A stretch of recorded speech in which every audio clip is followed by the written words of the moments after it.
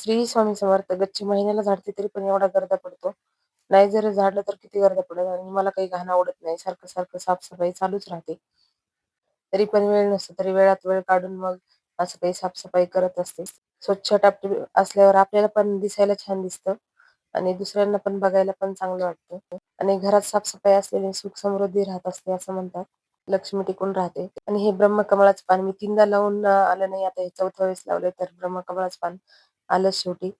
तसंही आपल्या जीवनात मेहनत करून एक दिवस आपला यशाचा दिवस नक्कीच येतो.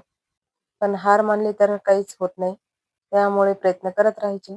गच्ची झाडल्यामुळे मला आज खूप उशीर झाला आणि मग नंतर हर्षूला पण सगळ्यांनाच भूक लागली होती.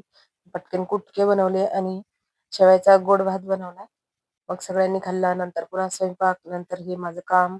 आणि आज रात्री ना मला एका ठिकाणी बारशीला जायचं. त्यांनी पण अचानकच सांगितलं. रात्रीही माझा स्वयंपाक वगैरे राहिला. दुकान बंद करायचं राहिलं. दुकान बंद केलं. मग तिकडे जाऊन आले. बारसं वगैरे झाले. घरी आल्यावरती स्वयंपाक. कुठे काही कार्यक्रमाला गेला की असाच उशीर होतो आणि कोणीही सांगितलं की मी आवर्जून जाते. पण कुठे गेले की उशीर झाला की मुलांचे बोलणे, यांचे बोलणे, सासूबाई-सासऱ्यांचे बोलणे ऐकून घ्यावे लागतात. उशीर झाला, उशीर झाला आणि यांचे बोलणे ना स्वयंपाकासाठी असतात. सगळ्यांना भूक लागलेली असते म्हणून हे सगळेजण चिडतात. तर तुम्हाला कसा वाटला आजचा ब्लॉग नक्कीच कमेंटमध्ये सांगा. बाय.